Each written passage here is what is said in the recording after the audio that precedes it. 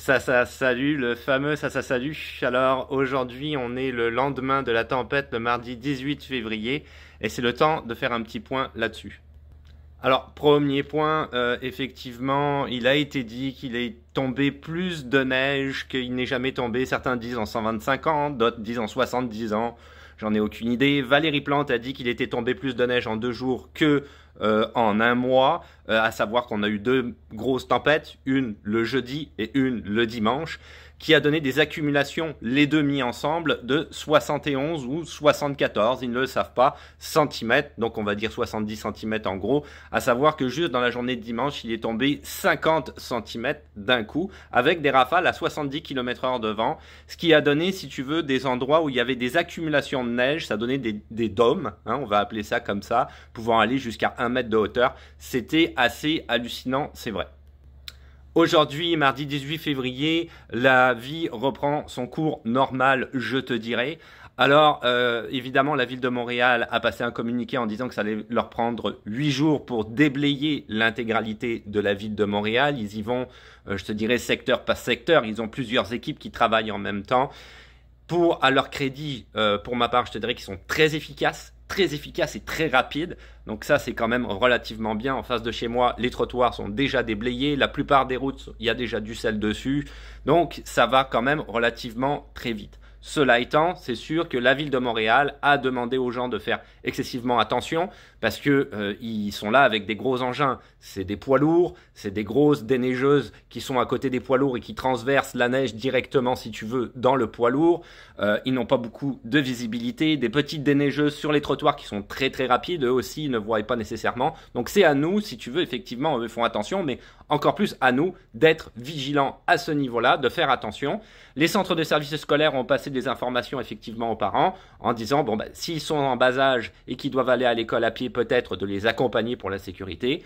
Au niveau des bus scolaires, tout fonctionne, mais certains bus ne marchent pas, tout dépendant des quartiers, parce qu'effectivement, ça n'a pas encore été déneigé. Et quand c'est pas déneigé, je te dirais que le long des trottoirs, les zones de stationnement, etc., c'est des gros dômes de neige, étant donné que la plupart des gens ont dû pelleter la neige quelque part, donc ça fait des petites montagnes.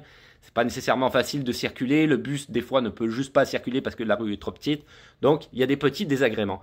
Mais en dehors de ça, la vie reprend son cours. On est au Canada, on est habitué. Alors effectivement aussi sur les réseaux sociaux, tu verras peut-être certaines images de personnes qui sont bloquées en voiture, qui ont du mal, etc. à avancer. Ça, en fait, c'était le jour de la tempête. Mais il y avait eu des avis qui avaient été donnés par la ville de Montréal, parce que je vis à Montréal, mais aussi partout au Québec, de dire restez chez vous. En plus, c'est dimanche. Restez chez vous. Ne vous déplacez pas cette journée-là, à part si c'est essentiel, bien entendu.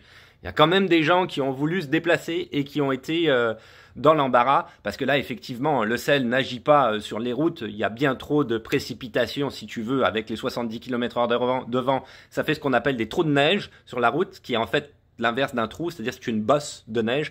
Toi, tu la vois pas et ta voiture va juste rentrer dedans et après ça, tu vas t'enliser. Donc ça, c'était un petit peu la faute des gens, je te dirais, pas la faute des municipalités ou des services. Nous, on est resté chez nous, on n'a pas eu de problème avec notre voiture, en effet. Et je terminerai avec un dernier petit point que je trouvais quand même relativement drôle, c'est que j'ai reçu un commentaire en disant mais sur tes vidéos, je vois pas d'enfants dehors, les enfants ne jouent pas dehors. C'est entièrement faux. Il faut te dire une chose, c'est que la plupart des enfants ont été joués dehors. Mon fils a passé la journée dehors avec son copain. Il faisait moins 25. Eux, ils ont pas froid, quoi. Ils ont le pantalon de ski, pantalon de neige qui est au-dessus du pantalon.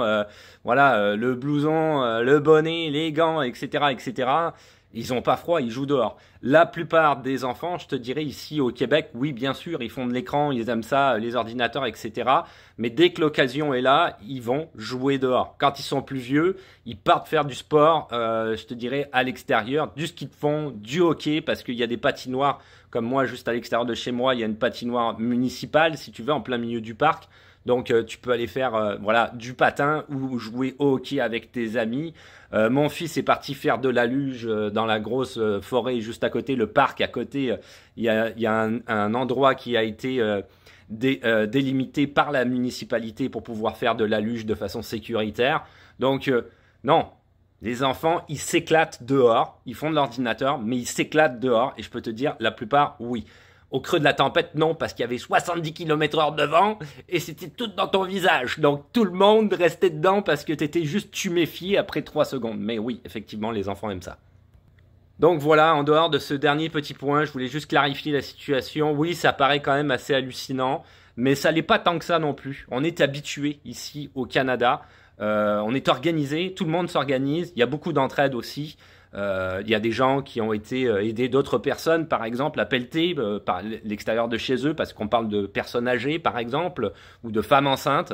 Et là, il n'y a pas de souci. Les gens, ils s'entraident sans aucun problème, parce que la neige était lourde. Il y en avait beaucoup. C'est physiquement très demandant. Donc, c'est sûr que quand tu es une personne âgée, par exemple, ça peut être compliqué un petit peu.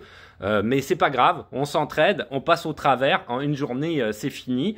Maintenant, c'est juste, va falloir faire attention au niveau de la circulation, peut-être pendant 2-3 jours, et après ça, la ville de Montréal va terminer sur ces 2 semaines de tout déblayer, mais ça devrait relativement bien aller, il n'y a pas de souci. Donc oui, on y arrive quand même assez bien quand on est organisé. Là-dessus, je te dis à plus.